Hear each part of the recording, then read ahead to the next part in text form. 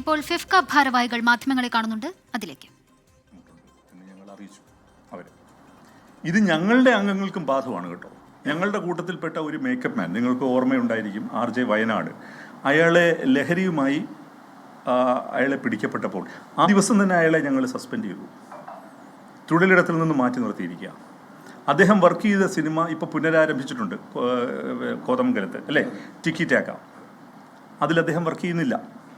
അപ്പോൾ അത്തരത്തിൽ വളരെ കർശനമായ നടപടികൾ ഞങ്ങളുടെ അംഗങ്ങൾക്ക് എതിരെ സ്വീകരിക്കുമ്പോൾ ഇങ്ങനൊരു ആക്ടറിൽ നിന്ന് ഇതുണ്ടാകുന്നത് ഞങ്ങൾക്ക് ബുദ്ധിമുട്ടാണ്. ഇപ്പം ഞാൻ നിങ്ങളെ കാണുമ്പോൾ തൊട്ട് മുമ്പ് ഞങ്ങൾ ഷൈൻ ടോം ചാക്കോയെ ഇവിടെ വിളിച്ചു വരുത്തി.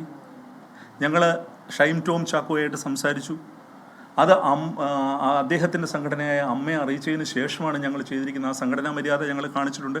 ഞങ്ങൾ കൃത്യമായിട്ട് അദ്ദേഹത്തെ അറിയിച്ചിട്ടുണ്ട്. അദ്ദേഹം വളരെ പ്രൊഫഷണലായിട്ടുള്ള അസിസ്റ്റൻസ് തേടേണ്ടതുണ്ട്.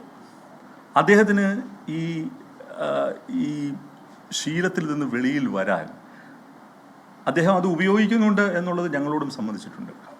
അപ്പോൾ ആ ശീലത്തിൽ നിന്ന് വെളിയിൽ വരണമെങ്കിൽ അദ്ദേഹത്തിന് കൃത്യമായിട്ടുള്ള ഒരു പ്രൊഫഷണൽ അസിസ്റ്റൻസ് ആവശ്യമുണ്ട്. അതിൽ നിന്ന് അദ്ദേഹം തിരുത്തണം. അദ്ദേഹത്തിന് ഇത് കൊടുക്കുന്ന അവസാനത്തെ അവസരമാണ്. ഒരു തരത്തിലും ഇനി ഇത്തരത്തിലുള്ള പെരുമാറ്റവുമായിട്ട് മുമ്പോട്ട് പോകുന്ന ആളുകളുമായിട്ട് സഹകരിക്കാൻ ഞങ്ങൾ തയ്യാറല്ല. അത് ഞങ്ങളുടെ അംഗങ്ങളാവട്ടെ ആരുമാവട്ടെ.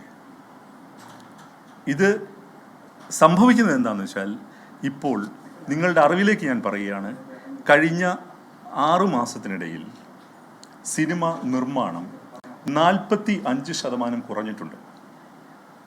45% കുറഞ്ഞിട്ടുണ്ട്.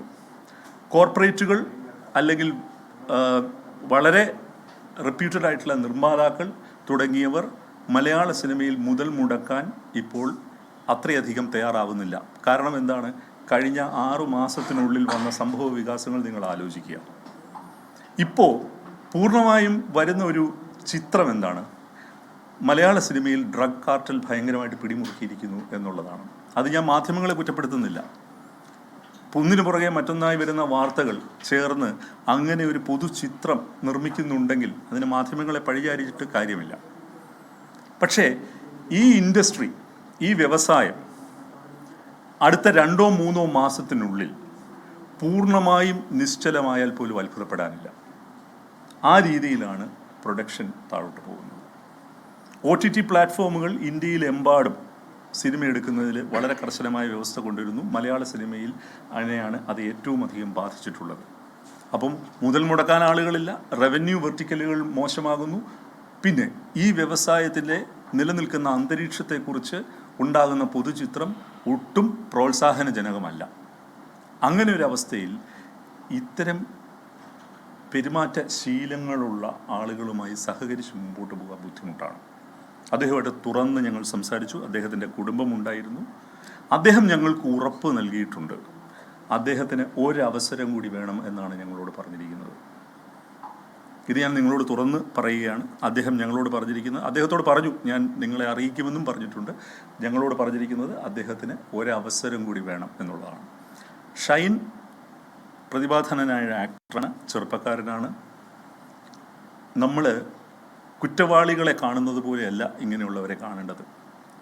ഇങ്ങനെ ഉള്ള ശീലങ്ങളിൽ അടിപ്പെട്ടു പോകുന്നവരെ അവർക്ക് തിരുത്താൻ ഒരു അവസരം കൊടുക്കുക എന്നുള്ളതാണ് മാനുഷികമായിട്ടുള്ള നിലപാട് എന്ന് പറയുന്നത്.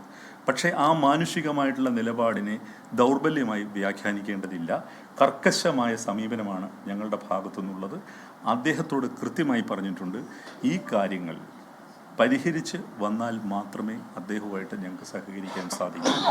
അത് പരിഹരിക്കും എന്നാണ് അദ്ദേഹം ഞങ്ങൾക്ക് ഉറപ്പ് നൽകിയിരിക്കുന്നത്. ആ ഉറപ്പ് വിശ്വസിച്ചുകൊണ്ടാണ് അദ്ദേഹത്തെ ഇവിടെ നിന്ന് ഞങ്ങൾ യാത്ര അയച്ചിരിക്കുന്നത്. ആ ഉറപ്പ് അദ്ദേഹം പാലിച്ചാൽ എനിക്ക് തോന്നുന്നു മലയാള സിനിമയിൽ ഏറ്റവും നല്ലൊരു നടനെ നമുക്ക് നിലനിർത്തിക്കൊണ്ടു പോകാൻ പറ്റും. പാലിച്ചില്ലെങ്കിൽ അത് ഞങ്ങൾക്കും അദ്ദേഹത്തിനും ഒരുപോലെ ദുഃഖകരമായ തീരുമാനങ്ങളിലായിരിക്കും അത് കലാശിക്കുക. ഇത് ഒരു ഷൈൻ ടോം ചാക്കോയിൽ ഒതുങ്ങുന്നില്ല എന്നും ഞാൻ നിങ്ങളോട് പറയാൻ ആഗ്രഹിക്കുന്നു. കാരണം ഷൈൻ ടോം ചാക്കോ എന്ന് പറയുന്നത് ഒരു സിംറ്റം മാത്രമാണ്. ഒരുപാട് ആളുകളുണ്ട്. അതായത് മറ്റുള്ളവരുടെ സമയത്തിനും അധ്വാനത്തിനും ഒട്ടും വില കൽപ്പിക്കാത്ത ആളുകളുണ്ട്. അങ്ങനെ ഉള്ളവരെ കുറിച്ചിട്ടുള്ള നിരന്തരമായിട്ടുള്ള പരാതികൾ ഫെഫ്കയ്ക്കും നിർമ്മാതാക്കളുടെ അസോസിയേഷനും ഒക്കെ കിട്ടിക്കൊണ്ടിരിക്കുക. അങ്ങനെയുള്ളവരെ എല്ലാം വരുന്ന ദിവസങ്ങളിൽ നേരിട്ട് കാണാനാണ് ഞങ്ങൾ തീരുമാനിച്ചിരിക്കുന്നത്. കൃത്യമായിട്ടുള്ള പരാതികളുള്ളവരെ നേരിട്ട് വിളിച്ചു വരുത്തുവാനും കാണുവാനും ലഹരി ഉപയോഗവുമായി ബന്ധപ്പെട്ടുള്ള കാര്യങ്ങളെക്കുറിച്ചാണ് ഇപ്പോൾ ഫെഫ്ക ഭാരവാഹികൾ സംസാരിച്ചത്. നടൻ ഷൈൻ ടോം ചാക്കോയും ഒപ്പം വിൻസിയുമായിട്ടുള്ള പ്രശ്നങ്ങൾ അതേക്കുറിച്ചും സംസാരിക്കുകയായിരുന്നു ബി ഉണ്ണികൃഷ്ണൻ. ഷൈൻ ഒരു അവസരം കൂടി കൊടുക്കണമെന്ന് അദ്ദേഹം അഭ്യർത്ഥിച്ചു എന്നുള്ളതാണ് ബി ഉണ്ണികൃഷ്ണൻ ഇപ്പോൾ പറഞ്ഞത്.